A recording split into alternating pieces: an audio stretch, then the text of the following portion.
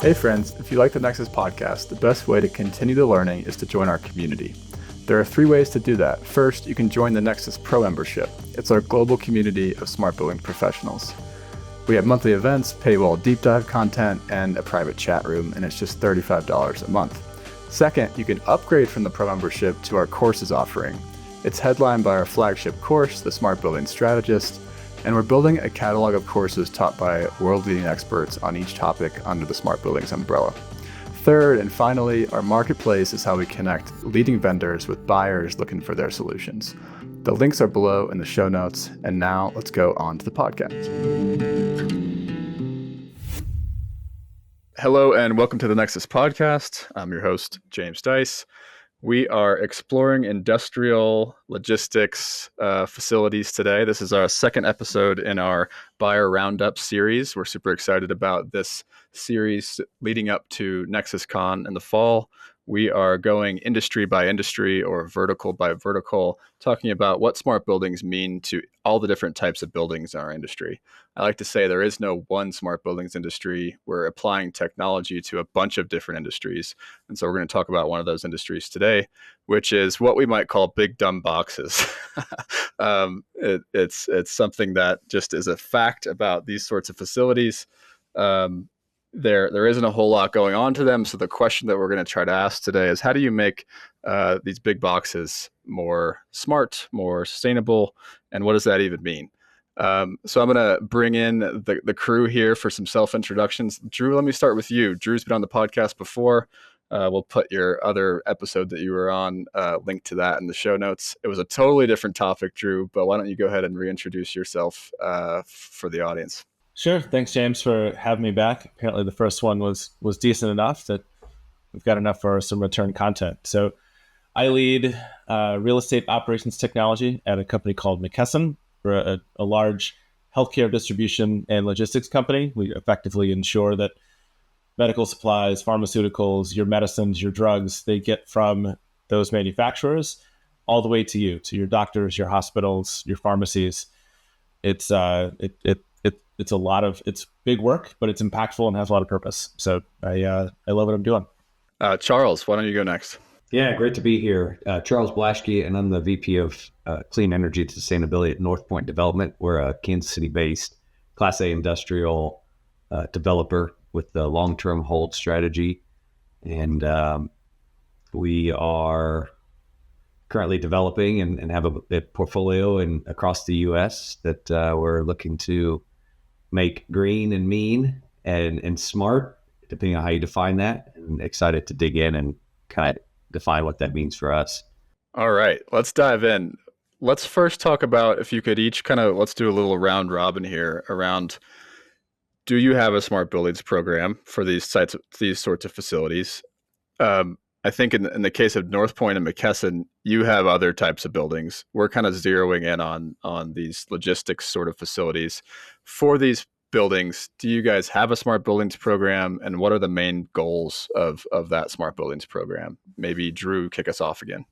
Sure. So we do have a formal program. The biggest goal right now is just to help us get visibility into a wide number of sites and try to get our information, our data, and our analytics as centralized as much as we can to reduce some overhead and really just kind of bring some scale value from a smaller number of experts who can look at things running on the HVAC side and make some recommendations out to the sites. So it's by no means where I think we want it to go just yet. We've got a pretty ambitious roadmap of where we want to go over the next 3 to 5 years, but it's exciting. It's if we can help a distribution center run 1%, 5% more effective, that ensures they do their job of getting life-saving medication delivered, even more efficiently and successfully. So ways to go, but it's exciting work. Okay, cool. Awesome, Drew. Charles, how about you guys? Yeah. To the question, do we have a formal smart building program? I think the easy answer would be no than saying smart building, but what we have is a formal program and plan on clean energy and sustainability.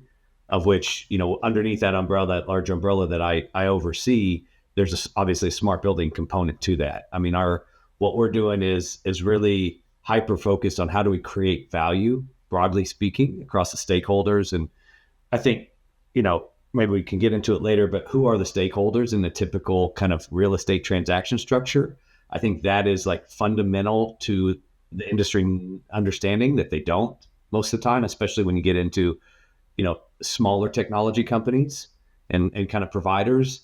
And I think, from a sales perspective, which is what they're trying to do, and on the flip side, what we're trying to buy, without that basic understanding of who they're selling to and why, and who all the parties are kind of behind the curtain on our side, it makes it very complex. I'd say that's our biggest challenge when it comes to everything we do, but particularly smart building technology, which, like I said, there's a range. So what we're doing is trying to create value mainly for our tenants right now, through clean energy asset deployment. So, we have 150 million square foot of flat, empty roof across the country that has, Fortune 500 tenants who most of the time would like to not only have power, but cleaner power and cheaper power.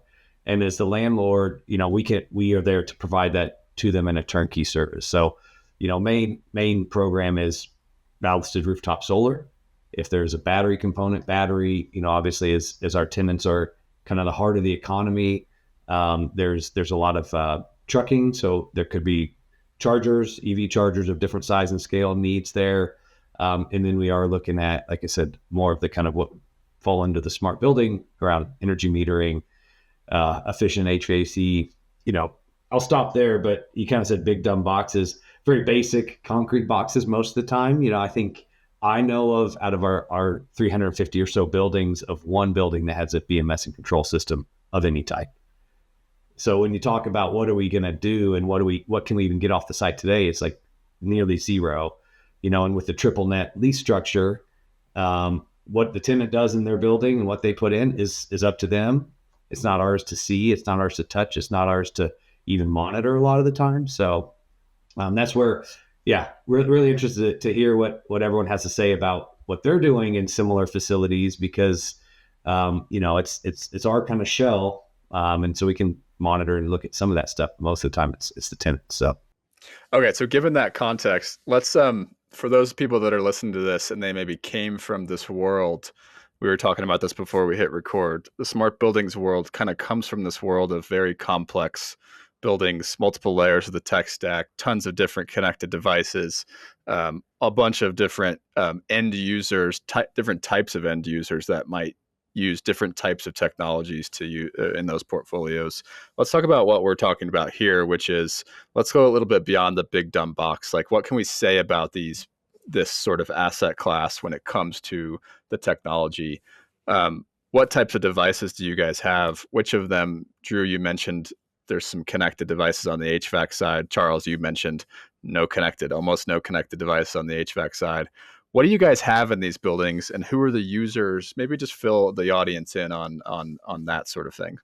Sure. So I can take a stab, and bristling a little bit at hearing big dumb box repeatedly. In our world, these are effectively just large warehouses that we try to operate in some regard almost as critically as you would a data center. So the shell is big and dumb, but then all of the stuff inside it is incredibly smart and incredibly valuable. So a lot of what, the basics of how do you ensure thermal comfort? So all of the people working inside the facility can do their thing, can get orders processed and shipped out on time. A lot of these facilities, for us, for others in the space, we're leaning into automation. You're going to see a lot more robots, for lack of a better term, and those are giving off more heat as well. So I think just the basics of thermal comfort and keeping that consistent over time is what is important. I mean, that is something that your tenants are going to expect, that they have a consistent, thermal envelope at all times. Because if they're bringing in, inventory and things that could flex with what temperature goes up and down, it's a revenue generating concept that you just have to keep eyes on. I think everything else that goes into it, James, is going to be typical of something more in a critical infrastructure space. Yeah, Drew, I think that's what I was saying. I think that kind of having a tenant or operator perspective is interesting, because obviously on a triple net, it's kind of like, well, we own it, but it's yours. Go do whatever you want to it. But within there, obviously inventory can be hundreds of millions of dollars, and it is a huge node in a critical supply chain for the tenant. So, and obviously there's like a scale of complexity that's inside the tenant space as part of the TI that either they do or we do. And yeah, I think you're a great example. The cold storage, which we have a few of. Obviously when Amazon and FedEx come in, they put a lot of money into advanced robotics and machinery in there that's very complex. And like you said, maybe literally the walls, the roof, and the floor aren't too smart. But what happens in there is critical, and there is some complexity. And I think from the landlord's perspective, we kind of don't see that, and like can't measure it. And I think one thing I think is a challenge, maybe it's for a later discussion, is, I come from a space of complex buildings, very high energy usage, a lot of people and very precise comfort.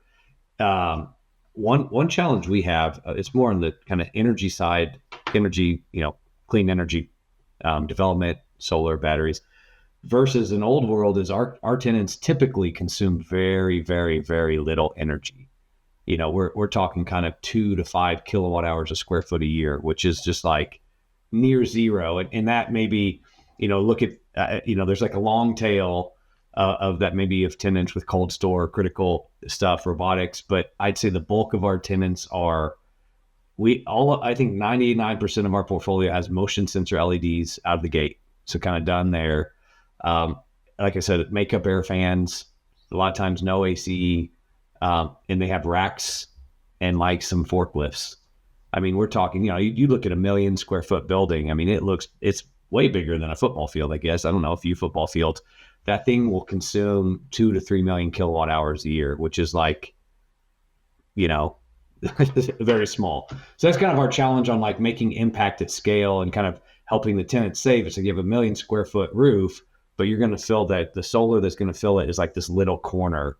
And then, so what do you do with the other 10 megawatts of potential? It's just, there's nowhere to put it. So makes a ton of sense. So can we talk about a little bit about if you guys think about like, what are your ideas? So we've kind of laid out like what's in these buildings. Drew, you said you guys have a 3 to 5 year roadmap. Maybe you start with like, what are sort of the technologies that are sort of in that roadmap, maybe in a little bit more detail, and then Charles can sort of build on from there. So I think it's similar, James, conversations you and I have had in the past, things that I've discussed with others in the Nexus community, of trying to get to a place where we can start pulling everything into in IDL. And I'm a huge fan of ontologies and just creating a graph, to a facilities graph is how I'm starting to talk about it more and more, of just understanding, especially within supply chain. It's so fascinating to me because it's a very purely mathematical equilibrium of how you balance, watching someone sit down and plan out where you put a new distribution center, if it's Amazon or Walmart or McKesson, whoever, there's a lot of just kind of balancing supply and demand that goes into it. So I'd love to eventually try to bring that sort of approach into how we think about operating critical facilities. If we get to a place beyond HVAC, and in my personal opinion, the IDL at its deepest to most powerful goes well beyond a single system, goes so far beyond HVAC. So I've started breaking it down in terms of, can we start to stitch together with a relational graph all of our OT systems, so or classic HVAC, lighting, the things that I feel like, generalizing, the Nexus community typically thinks about when they hear a smart building. Can we also bring in asset systems, which has been a little bit more common in the last couple of years, but if I throw a query at a single building, can I get a list of every generator, every chiller, every rooftop, and I get all the specs on each piece of equipment? And then pulling in asset information, I want its runtime, I want its warranty, I want its refrigerant. That's super important for our ESG partners internally. And then can we also eventually start tapping into business systems? So how does how does the operation of the facility directly impact downstream and upstream business? Because those are relationships that in the logistics game, those are everything. You know, am I totally sure what's going to come out of that kind of analysis? Not yet, but that's kind of the fun of it, is this whole thinking of supply chain as its own system unto itself. How can we start to model the role of the facility in that entire performance? So it's a lot to think about and to try to bite off. You know, we haven't really talked about goals yet, but McKesson's got a 50% GHG reduction by 2032 off of a 2020 baseline. So certainly, I mean, that's playing into our conversations with our distribution operations folks as they try to kind of walk a very important balance of how do we reduce GHG emissions, which everyone generally in corporate world is trying to do, while also maintaining reliability and uptime. You know, so there's a trade-off, and similar to the data center hospital analogy, you know, there's some prioritization that starts to happen around how much can we reduce on the energy side while also maintaining, you know, we have commitments, we have inventory that needs to be maintained at a certain level. So long-winded answer to your question, but I think by and large, it's just the same things I feel like you have started prompting conversation with around the concept of the IDL. To me, it gets even more complex, but fascinating and valuable in the world of supply chain. Like in an office, great. You can improve employee experience. You can reduce HVAC by shutting down floors. You know, when we start getting into revenue generating facilities, it gets a lot more interesting. Totally. I'm curious to hear, Charles, you sort of respond or an answer to that, because what I'm hearing from you guys, it sounds like, is that, you know, Drew's connecting all of these connected devices into a graph. It doesn't sound like you guys have a whole lot of connected devices that are on your side of the tenant landlord divide in your businesses. Yeah, I was just going to say, Drew, do you know if you guys need any warehouse space anywhere in the country? Because it'd be great to have tenants that not only want to do that are doing, and I know a lot of them are, kind of a joke, but you know, I think it's kind of that classic split incentive between landlord and tenant, where it's, you know, unless it you know, if you guys come to us and say, hey, we would like to connect all this stuff that's, some of it's yours, some of it's ours, so that we can do this big thing, and we have this one facility and maybe 10 across the country. I mean, that would be awesome. I think from our standpoint is kind of if you just put like blinders on, I'm the landlord, triple net, I leased it, you do whatever you want to do. Tell me if you want me to do something else, we'll do it. It's hard for us, and I think I see this, and maybe if the tenant doesn't ask for it, what can we do? In my shoes, it's like, hey, I'd love to put battery there. I'd love to do a microgrid. I'd love to do solar everywhere. But if the tenant just doesn't want to do it, it's like, well, then that's not our job, because we're here to serve the tenant. And, you know, we can go and tell them, hey, we can put solar, 60% of your energy comes from here. We'll do an RTU efficiency upgrade. We can put sub-metering. You can know down to the circuit, everything. And we'll fund it all as the landlord, because it is our building in the end. And we'll charge you outside or part of the green lease a small amount to recoup that over 30 years, even if, you know, you might leave in 10.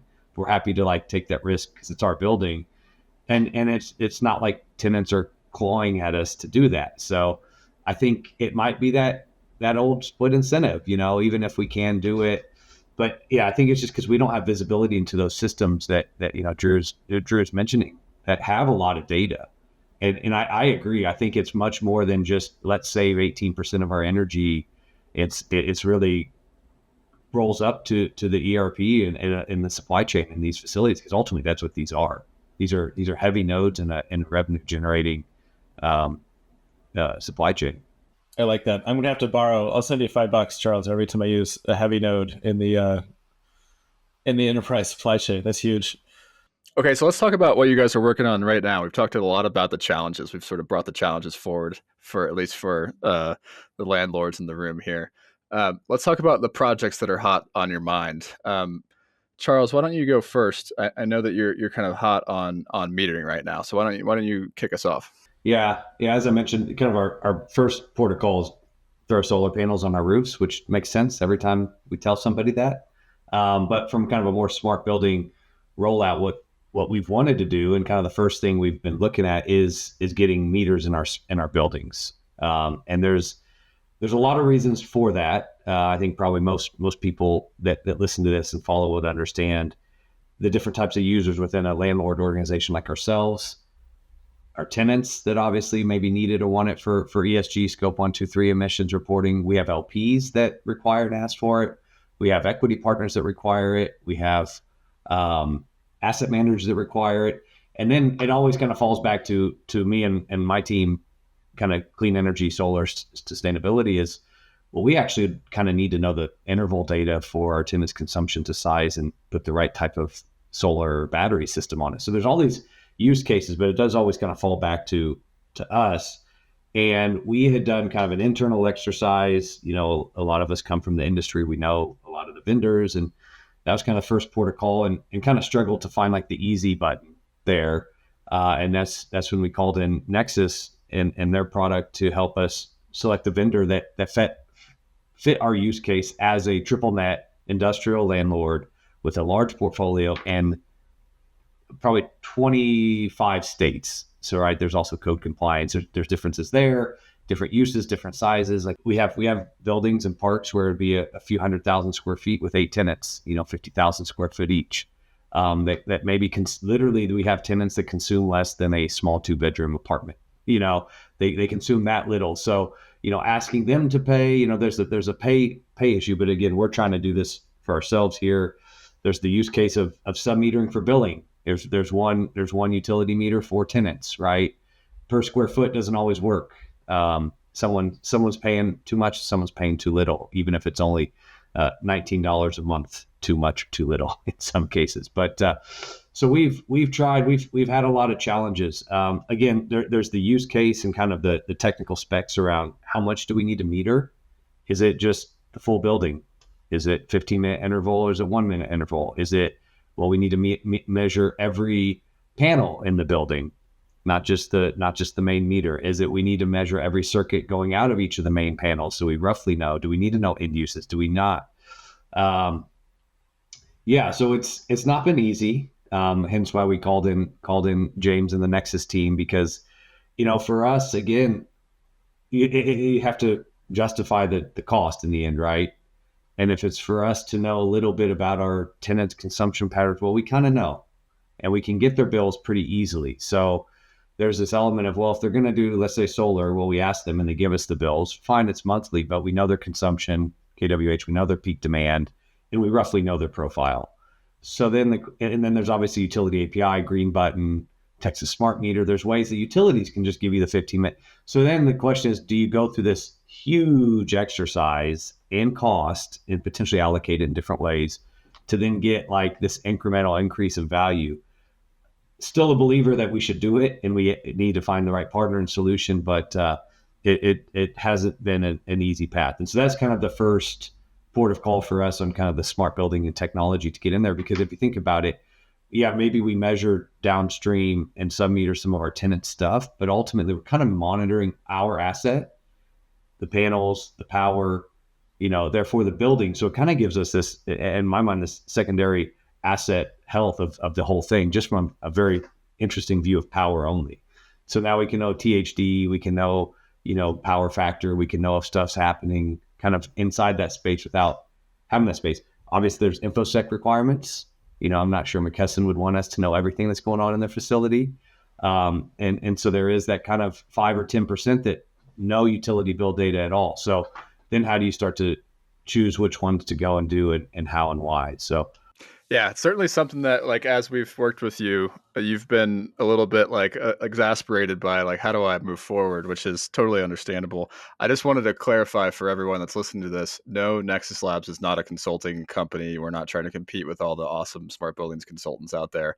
We're simply helping owners like Charles kind of be the go-between between him, who has limited time to deal with vendors, and the vast network of, we call it the vendor swamp sometimes, just basically dealing with all of you lovely salespeople out there to get the information that we need to compare vendors, and Charles needs to compare vendors to each other. So just wanted to clarify that we're not competitive to everyone that's in our community. Drew, anything to add on what technologies you're working on right now? I think mine is a little less flashy. A lot of what we're looking at now is really just trying to shift mindset to more of kind of an enterprise IT focus. So we're putting in things like firm process, SOPs that I feel like we're all familiar with. We're digging deep into things like data governance, which, I didn't really know of until probably 3 years ago in a prior role, and then saw it spoken about at a couple of different conferences. It was like, oh my God, this should be step one for anybody before we start talking about, all this, the big, fancy, flashy learning type use cases. And for real quick, Drew, the people that haven't heard of that, like you hadn't, I don't know that I could define it either. What is data governance? So it's a collection of, the simplest way I can put it, keeping your data house in order such that you optimize around a couple things. So data quality, data accuracy. So of all the rows in your table, are they all complete? Are they all accurate? So if you're saying 72 degrees, is that sensor actually 72 degrees? And then freshness is the other one. Ensuring that when you run a data pipeline every 24 hours, like it runs every 24 hours. And if it fails, someone is going in to go back and dig back through that, because a lot of the dashboards that you'll see, and I know those get a bad rap, but in my last 3 roles, dashboards have been the world. I mean, that's how a lot of FMs will operate. I've had some in my past who would say, here's the list of 8 dashboards I need to see every morning at 7 a.m. Go build them. Go make it happen. And the second that your data freshness starts to fall out, they lose faith entirely. Like they will stop using it, and you're going to have a bad relationship. So it's in part, it's how good is your data, and then how well set up is it to be interoperable when you start to make that circle to pick up and join all these other systems of record with data. So schema design, your primary keys, how well are those defined? And the most common that I've waxed philosophic about with many others in this community over the last probably 3-4 years, what is your globally unique building identifier? How do you define that? Is that consistent across every system? Are you using a different syntax? Because what we start to find, and I've seen this for the last 5-6 years, well before McKesson, is if I want to start analyzing my energy bills and compare that to BMS data and compare that to CMMS data, and possibly even as financial information, if those 4 systems each have a different way of defining what a building is, and it's not just an address in a city and a state, or it's a 5-digit, completely numeric string, you're in trouble.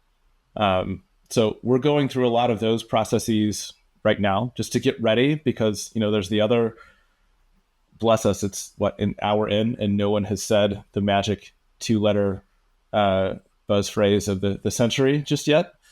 But it's coming. And the way that we look at it, if we don't have that kind of baseline foundation of data governance, data literacy, data democratization, so the people that need access to the right data can, if that's not there, then it's going to make pushing up into whatever the promises of these more intensive algorithms that are coming, really trying hard not to say it, James. Yeah. Well, if you don't say it, then the transcript won't have the 2 magic letters in it. And then how much does this podcast get picked up by the AI that's searching for content? There you go. I think one thing there, I mean, data governance, it's like an afterthought because you want to go get the data first, but really it should be front and center. One of the things that kind of reminds me of that is, as you're saying, is like, how do these vendors prove the accuracy of what they're doing time 0 and onward? Like sometimes when you say the word commissioning, heads explode, or like there's a lot of blank stares. And to me, it's like, well, why would we do any of this if you can't prove to me today when it's done that it's accurate, and then 6 months, 1 year, and any time after that? And then I think the biggest thing with all of these things, okay, the price is this, whatever, 10 grand, 100 grand, million, for whatever you're buying. but there's a really big internal cost to the buyer that no one, obviously, as a vendor, I've been on that side, but you don't know it, for one, let alone you don't put it in there. But like, that's one of the things we always try to understand is if this is kind of non-core to, let's say, NorthPoint, and then almost non-core to the energy and sustainability team of NorthPoint, we can't throw manpower at making sure the data is accurate and that you're commissioning it and there's data governance and we're backfilling, because we just don't have that capability and that time. And we have a NorthPoint Labs as our data science team. Like, they could do it, but then again, like, that's not their job either. And that's not their expertise. So what's the true cost as a buyer outside of the price that they say it's going to cost? And I think at times the different things that can be way more than what they're actually proposing for the hardware and software, to be honest. Totally. Let me ask you guys a little big picture question. Well, really the landlord versus the owner occupier here. Is there a changing expectation on owners and landlords of these types of facilities right now? Like, Charles, when you hear Drew talk and you're like, well, some of our tenants are like Drew, and thinking about the things that Drew's thinking about, what do you think as a landlord, given that some of your tenants are not like Drew either? Like, is the expectation changing in the industry, or is it the same as it's always been, kind of like, what's in the tenant space is their concern, not really our concern? Yeah, if it's non-core, I mean, it is interesting. You can go to the company and they might only spend $100,000 a year on energy. And that's high for a lot of them. And so what I always say is, if we save you 10% of 50% of that, we're saving you like $5,000 a year. Like, even if it's kind of a small operation, I mean, $5,000, of course you pick it up if it's on the floor, but not if it's like, I have to learn what a PPA is and you're going to shut down my operation. And like, it's just like not going to happen, but it's a quick yes or no. And so it is an interesting dynamic between the two. And I think that to the question are the tenant expectations changing? Yes. Is it the top 10% of the market that's driving it? Yes. Is the bottom 70% changing at all? Not really. They know solar, they know it can save. And a lot of them are like, yeah, go do it. Like, if it's going to save, you're going to pay for it. Easy. Don't care. Kind of back to what I was saying before. Like, we really want to make sure our tenants actually don't have to spend their time on it. Like, you don't have to spend your time, because if you have to spend time, it's not worth it, probably, either dollars and cents. And I think if you look at like that top 10%, they are pushing, they want a building that's either LEED certified or has, solar ready, or those things do come through. And I think they're really pushing it. And it's just when it becomes, when that aspect is non-core to their business, why should they care? And that's kind of the thing. Like, now, ESG, whatever that is, that's almost making it core to some companies, for better or worse. Sometimes there's meetings when there's 6 people in the call about solar and their core business is failing. It's like, why are all of you here spending your shareholders' time and money, but your core business is failing? Like, are you a solar company, or are you an e-commerce company that is caring about solar? So it is kind of funny sometimes. But I mean, for us and most of our tenants, we don't have one building in our portfolio that has a chiller. Like, we don't even have a chiller to monitor, right? So we don't even have a boiler. So like, what can a tenant expect in a lot of cases if there's not equipment? Ultimately, what I was saying earlier, it's like there's just so little there.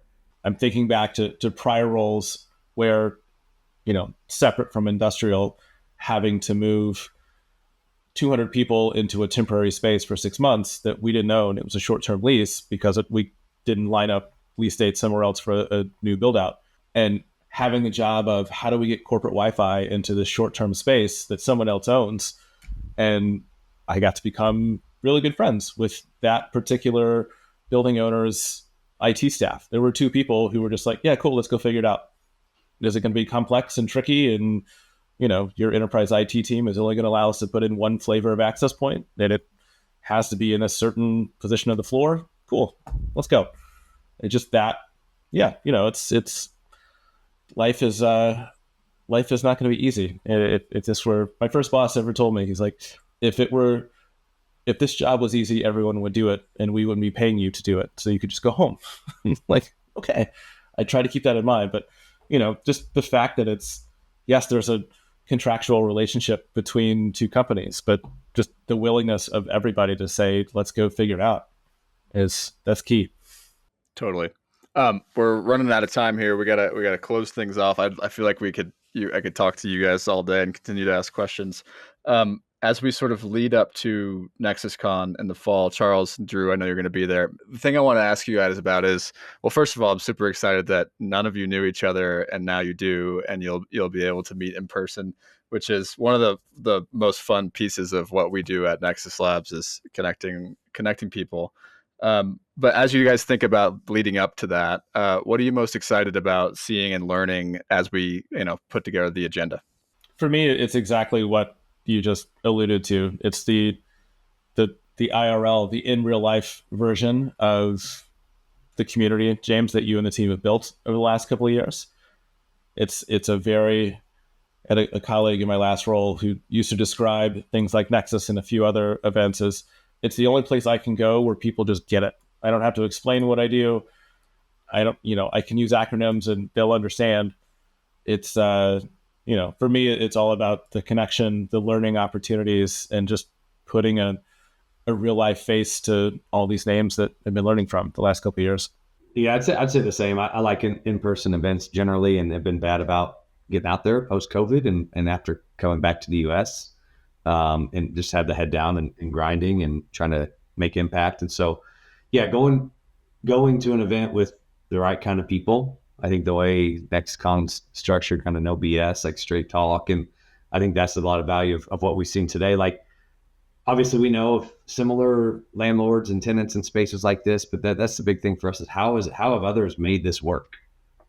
Metering and industrial, let's say, RTU upgrades, solar, because we know it can be done and value can be created. And I think, hey, in my role, specifically what I need to do is find a way to use these technologies that are, pretty tried and true from like a hardware software standpoint to get them into our buildings for the benefit of our tenants, landlords, equity partners, banks, environment, whatever that is. Because I think there is a critical power crunch coming to the US and globally that is going to cause major, major problems. And already is. It's been popping its head up for years, but I'll say it, like AI is not slowing down the need for data centers.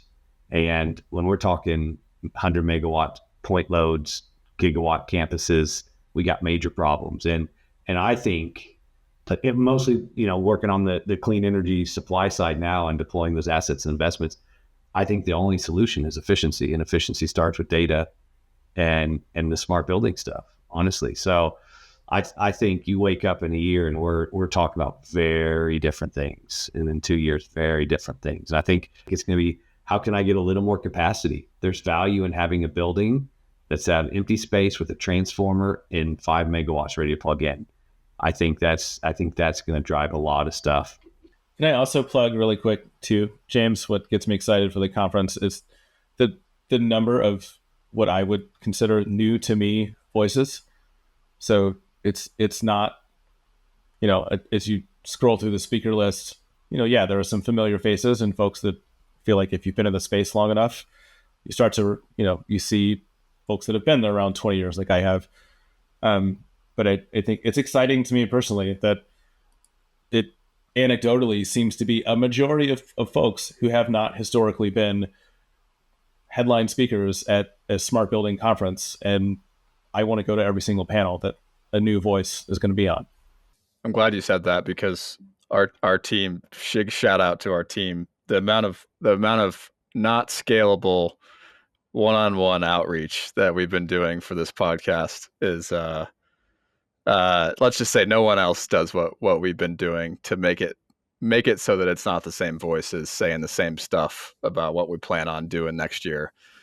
We want to hear people talk about what they have done and what they can share, and have it be new folks. Well, thanks so much for coming on the show. Maybe we do this again sometime once there's a couple more projects to talk about. So thank you. Okay, friends, thank you for listening to this episode. As we continue to grow our global community of changemakers, we need your help. For the next couple of months, we're challenging our listeners to share a link to their favorite Nexus episode on LinkedIn with a short post about why you listen. It would really, really help us out. Make sure to tag us in the post so we can see it. Have a good one.